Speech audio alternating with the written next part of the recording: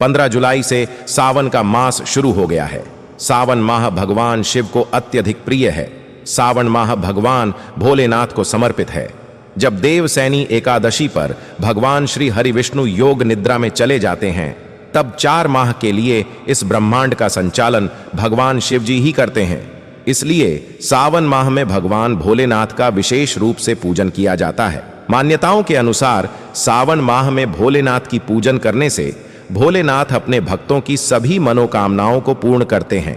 मान्यता है कि सावन के महीने में भगवान शिव माता पार्वती के साथ पृथ्वी का भ्रमण करते हैं और अपने भक्तों को आशीर्वाद प्रदान करते हैं। मान्यताओं के अनुसार पूरे साल भर में भोलेनाथ के पूजन करने से भोलेनाथ इतने प्रसन्न नहीं होते जितने केवल सावन महीने में पूजा करने मात्र से हो जाते हैं। मान्यताओं के अनुसार अन्य मास की तुलना में सावन मास में भगवान भोलेनाथ का पूजन करने से 1000 गुना पुण्य फल की प्राप्ति होती है। यह माह भगवान भोलेनाथ की कृपा प्राप्त करने के लिए बहुत ही शुभ माना जाता है।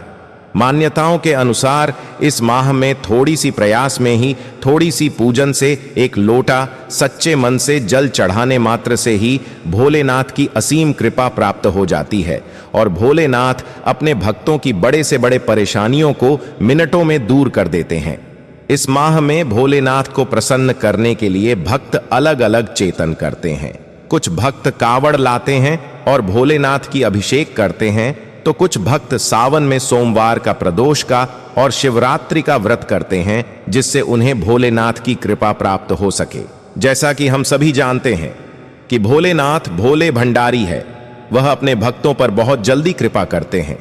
लेकिन क्या आप जानते हैं कि अगर भोलेनाथ की पूजन में कुछ गलतियां कर दी जाए तो भोलेनाथ उतने ही जल्दी क्रोधित हो जाते हैं। हमारे शास्त्रों में कई ऐसी चीजों के बारे में बताया गया है जिन्हें भोलेनाथ की पूजा में भूल कर भी इस्तेमाल नहीं करना चाहिए। तो आइए जानते हैं कि कौन सी ऐसी चीजें हैं जिन्हें भोलेनाथ की पूजन में इस्तेमाल नहीं करना चाहिए। कौन सी ऐसी चीजें हैं जो भोलेनाथ को भूल कर भी अर्पित नहीं करनी चाहिए, अन्यथा भोलेनाथ क्रोधित हो जाते हैं और व्रत का और पूजा का फल प्राप्त नहीं होता। दोस्तों, भोलेनाथ की कृपा प्राप्त करने के लिए वीडियो को अंत तक जरूर देखें और आगे बढ़ने से पहले आपसे रिक्वेस्ट करते हैं कि वीडियो को लाइक जरूर करिएगा, दोस्तों को शेयर कर दीजिएगा और अगर आपने अभी तक चैनल को सब्सक्राइब नहीं किया है तो चैनल को सब्सक्राइब करके बेल आइकन जरूर दबाइएगा। सबसे पहली चीज है बेलपत्र। जी हां दोस्तों, आपने सही सुना। जैसे कि हम सभी जानते हैं कि बेलपत्र तो भोलेनाथ को जरूर ही अर्पित करने चाहिए। बेलपत्र भोलेनाथ को बहुत ज्यादा प्रिय है। लेकिन क्या आप जानते हैं कि हर प्रकार की बेलपत्र भोलेनाथ को प्रिय नहीं है, या फिर गलत तरीके से बेलपत्र भोलेनाथ को अर्पित करेंगे तो भोलेनाथ प्रसन्न होने की बजाय आपसे क्रोधित हो जाएंगे। इसलिए बेलपत्र को भोलेनाथ को चढ़ाते समय कुछ बातों का विशेष ध्यान रखें।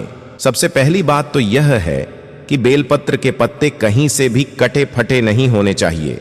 अगर बेलपत्र का पत्ता कटा फटा है या बेलपत्र पीले रंग का हो गया है तो आप ऐसा बेलपत्र को भूल कर भी भोलेनाथ को अर्पित ना करें। दूसरी बात, बेलपत्र हमेशा भोलेनाथ को वहीं अर्पित किया जाता है जो एक डंडे में 3 पत्ते लगे हुए होते हो।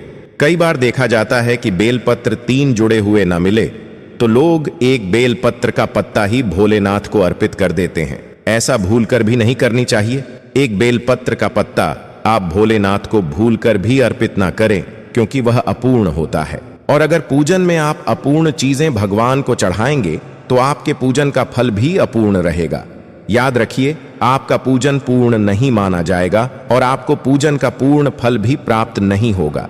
इसलिए सदैव एक डंठल में जो 3 बेलपत्र जुड़े हुए हों, वही बेलपत्र आप भोलेनाथ को अर्पित करें। बेलपत्र चढ़ाते समय आप उसका उचित दिशा का ध्यान रखें। शिवलिंग पर बेलपत्र चढ़ाते समय पत्र की चिकनी सट्टा को आप शिवलिंग पर चढ़ाएं। डंठल की स्थिति ऊपर की तरफ होनी चाहिए। बेलपत्र चढ़ाने से पहले आप उसे जल से शुद्ध कर लें, उसके बाद ही भोलेनाथ को अर्पित करें। अधिकतर सावन के सोमवार या फिर शिवरात्रि के दिन ही भोलेनाथ को बेलपत्र अर्पित किया जाता है। लेकिन इस बात का विशेष ध्यान रखें कि सावन के सोमवार और किसी भी सोमवार या फिर शिवरात्रि के दिन बेलपत्र नहीं तोड़नी चाहिए। ऐसा करने से दोष लगता है। इसीलिए पूजा से एक दिन पहले ही आप बेलपत्र तोड़कर रख लें। बेलपत्र कभी बासी नहीं माना जाता, इसलिए आप उसे धोकर भोलेनाथ को अर्पित कर सकते हैं। शिवलिंग पर बेलपत्र चढ़ाते समय हमेशा अनामिका उंगली, अंगूठा और मध्यमा उंगली की माध्यम से ही आप बेलपत्र भोलेनाथ को अर्पित करें। शिवलिंग पर बेलपत्र अर्पित करने के साथ ही आप जल की धारा जरूर चढ़ाएं। यानी पहले शिवजी की जलाभिषेक करने के बाद जब आप बेलपत्र चढ़ाते हैं, तब आप थोड़ा सा जल बेलपत्र चढ़ाने के बाद शिवलिंग पर अवश्य ही चढ़ाएं। दूसरी चीज है दूध। भोलेनाथ की शिवलिंग पर दूध अर्पित करने की परंपरा प्राचीन काल से चली आ रही है, लेकिन दूध चढ़ाते समय कभी भी हम भोलेनाथ को प्रसन्न करने की बजाय क्रोधित कर देते हैं, क्योंकि भोलेनाथ को सदैव कच्चा दूध चढ़ाना चाहिए और अधिकतर हम सभी के घरों में दूध आते ही उबाल दिया जाता है और वही उबाला दूध अर्पित किया जाता है। ऐसी गलती कभी ना करें। भोलेनाथ को सदैव कच्चा दूध अर्पित करें और हो सके तो गाय का दूध ही भोलेनाथ की शिवलिंग पर अर्पित करें, क्योंकि गाय के दूध को ही अमृत माना जाता है। दूध चढ़ाते समय एक और गलती जो हम सभी करते हैं वह है दूध को तांबे के पात्र में रखकर चढ़ाना। अधिकतर हम सभी पूजन के दौरान तांबे के पात्र का प्रयोग करना सबसे ज्यादा अच्छे मानते हैं। यह हमारे शास्त्रों में भी बताया गया है, लेकिन हमेशा ध्यान रखें, तांबे के पात्र में कभी भी दूध लेकर नहीं चढ़ाना चाहिए। मान्यताओं के अनुसार तांबे के पात्र में दूध जहर हो जाता है और तांबे के पात्र से चढ़ाया हुआ दूध भोलेनाथ को प्रसन्न करने की बजाय नाराज कर देता है। इसलिए जब भी आप भोलेनाथ पर दूध चढ़ाएं तो आप स्टील या पीतल या फिर चांदी के पात्र का इस्तेमाल करें। अगर दूध पूरा ना चढ़ा सके तो आप जल में इतना दूध मिलाएं कि जल सफेद रंग का हो जाए, लेकिन ध्यान रखें दूध कच्चा ही होना चाहिए। हमारे यहाँ सभी पूजन में हल्दी, कुमकुम और चावल का इस्तेमाल किया जाता है। पूजा का जो बॉक्स या टोकरी होती है उसमें चावल, कुमकुम और हल्दी अवश्य ही रखी होती है, लेकिन यह आपको विशेष ध्यान रखना चाहिए कि भोलेनाथ की शिवलिंग पर कभी भी चावल, कुमकुम या फिर हल्दी नहीं चढ़ाएं। भोलेनाथ का जो शिवलिंग होता है वह भोलेनाथ की बैरागी रूप है और हल्दी, कुमकुम सौभाग्य की प्रतीक होती है। इसलिए भोलेनाथ की शिवलिंग पर कभी भी हल्दी, कुमकुम नहीं चढ़ानी चाहिए। और चावल तो चढ़ा सकते हैं, लेकिन चावल चढ़ाते समय इस बात का विशेष ध्यान रखें कि चावल टूटे हुए नहीं होने चाहिए।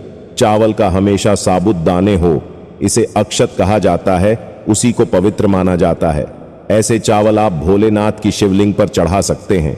अगर आप भोलेनाथ की प्रतिमा की पूजा कर रहे हैं, तस्वीर है, मूर्ति है, भगवान शिव जी का परिवार है, तो आप भगवान को हल्दी, कुमकुम से तिलक करा सकते हैं। हल्दी, कुमकुम केवल शिवलिंग पर चढ़ाई नहीं जाती, क्योंकि वह भगवान भोलेनाथ की बैरागी रूप है। तस्वीर एवं प्रतिमा पर आप हल्दी, कुमकुम चढ़ा सकते हैं, क्योंकि भोलेनाथ का शिवलिंग बैरागी रूप है। इसलिए शिवलिंग पर कभी भी लाल रंग के पुष्प वगैरह भी नहीं चढ़ाने चाहिए। कोई भी ऐसी चीज जो सौभाग्य का प्रतीक होती है वह भगवान भोलेनाथ की शिवलिंग पर भूल कर भी अर्पित ना करें। भगवान विष्णु को शंख अति प्रिय है और एकादशी के दिन खास तौर पर शंख से भगवान विष्णु जी का अभिषेक किया जाता है। लेकिन ध्यान रखें, कभी भी भोलेनाथ की पूजन में शंख का इस्तेमाल न करें। शंख से कभी भी भोलेनाथ को जल अर्पित न करें। शास्त्रों के अनुसार भोलेनाथ की पूजन में शंख वर्जित होता है। इसके साथ ही भोलेनाथ को कभी भी नारियल की पानी भी नहीं चढ़ानी चाहिए। भोलेनाथ को आप नारियल अर्पित कर सकते हैं, सूखा नारियल या फिर हरा नारियल आप अर्पित कर सकते हैं, लेकिन नारियल का पानी कभी भी भोलेनाथ की शिवलिंग पर ना चढ़ाएं। शंख की तरह तुलसी भी भगवान श्री हरि विष्णु को अत्यधिक प्रिय है। तुलसी के पत्ते के बिना भगवान विष्णु का पूजन अधूरा होता है, लेकिन शास्त्रों के अनुसार भगवान शिव जी का पूजन करते समय आप भूल कर भी तुलसी का पत्ता ना रखें। भगवान शिव जी को कभी भी तुलसी का पत्ता ना चढ़ाएं। अगर आप ऐसा करते हैं तो आपको पूजा का फल प्राप्त नहीं होगा और भोलेनाथ आपसे नाराज हो जाएंगे। इसलिए भोलेनाथ की पूजा करते समय कभी भी तुलसी का पत्ता ना रखें। अगर आप भोलेनाथ के साथ भगवान विष्णु को भी भोग लगा रहे हैं तो दोनों को अलग अलग पात्र में भोग रखकर आप भोग अर्पित करें। भगवान विष्णु जी का जो पात्र है उसमें आप तुलसी का पत्ता अवश्य रखें, लेकिन जो शिव जी का पात्र है उसमें आप तुलसी का पत्ता भूल कर भी ना रखें, वरना शिव जी आपसे क्रोधित हो जाएंगे। दोस्तों, अगली चीज है केतकी का पुष्प। भोलेनाथ की पूजन में कभी भी केतकी का पुष्प इस्तेमाल नहीं करना चाहिए। भोलेनाथ ने केतकी की पुष्प को श्राप दिया है और कहा है कि जो कोई भी मुझे केतकी का पुष्प अर्पित करेगा, मैं उसकी पूजन को कभी भी स्वीकार नहीं करूंगा। इसलिए सदैव ध्यान रखें कि भोलेनाथ की पूजन में केतकी के फूल का इस्तेमाल कभी ना करें। इसके साथ ही कन्याएं इस बात का विशेष ध्यान रखें कि भोलेनाथ की शिवलिंग को स्पर्श न करें। आप भोलेनाथ की तस्वीर या प्रतिमा को स्पर्श कर सकते हैं, लेकिन कभी भी शिवलिंग को स्पर्श न करें, क्योंकि वह भोलेनाथ की बैरागी रूप है।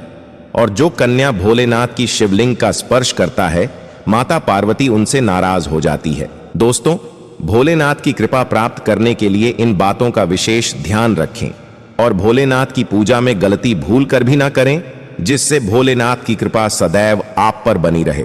भगवान भोलेनाथ आपकी सभी मनोकामनाएं पूर्ण करें। कमेंट में जय शिव शंकर, जय भोलेनाथ, ओम नमः शिवाय जरूर लिखें।